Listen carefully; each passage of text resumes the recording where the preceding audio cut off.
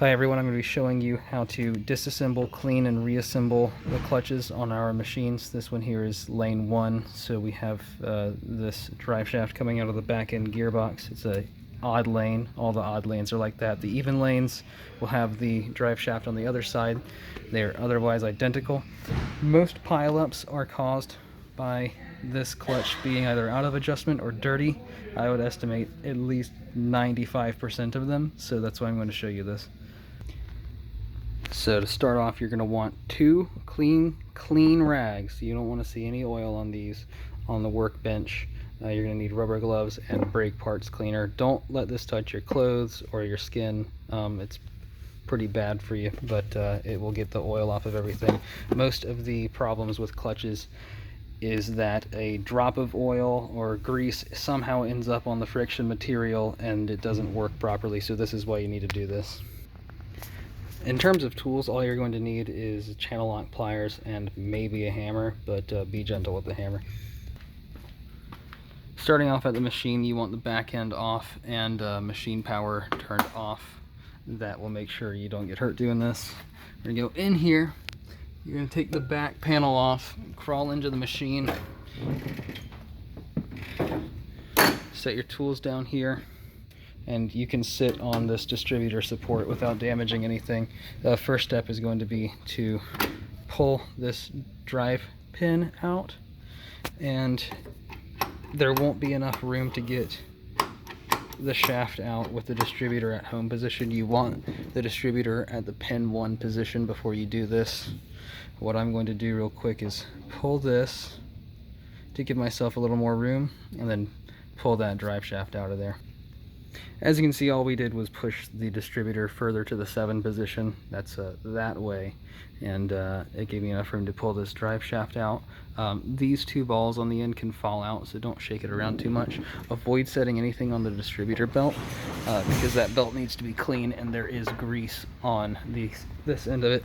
The next step is to take this here spring off. It's wound this way, so it wants to return that way. So you're going to wind it a little more to take the tension off, and that will let you slide it. I'm twisting counterclockwise, and it's going to snap back. Unwind it gently, and then slide this straight portion of it out of the plate and set it aside. Set that right there. Now the next step is what you need the pliers for. You have this nut, it's not very tight.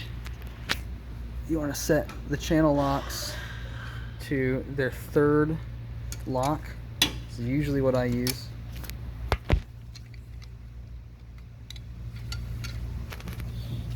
And righty-tighty, lefty-loosey. This thing isn't generally super tight. You see, I didn't even have to hold it with my other hand. If you do, you'll take one hand and just around the circumference. You don't want to go grabbing in here. Just gently with 2 fingers like that with one hand, and then loosen the nut. It should not be tighter than that. Now none of these parts should be extremely greasy, so we are going to set them on the distributor belt, and I'll set them in a line in the order in which they came off, so that you can reference it. So we have the clip and the nut. There's a washer, and then this black plate and this worm gear drive should come off as one. I'm going to set that down. This here is the friction material, and you won't really be able to see grease on this when it's greasy. You'll only be able to see it when you wipe the grease off, and it will show on the rag.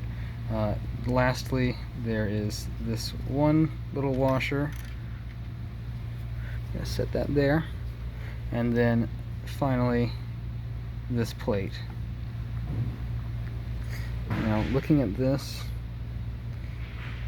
I'm seeing this black line here. That's grease. That's why I'm having to take this apart. See, I'm wiping it off with my finger and it's smeared, so that's interfering with the amount of friction on that plate, and you see it's kind of smeared all around this circumference. So that's mainly what we're cleaning, and I'm certain that there is a similar amount on here that we can't see because the disc is black. This here is the pinion. The pinion gear will come off. Inside the pinion is a bushing. I just dropped something. A steel bushing. Make sure you don't lose track of that. And this is somewhat oily, but I'm going to set it here. It shouldn't have too much oil, and one of the reasons that this may happen is that it has been over oiled. I can see oil on this shaft, and that would indicate to me that oil dripped out of that pinion while this machine was sitting still, and then went down that plate and then touched the friction disc. Now what I dropped was a spacer. Let's see, if you drop anything, it will typically end up in the pin elevator wheel.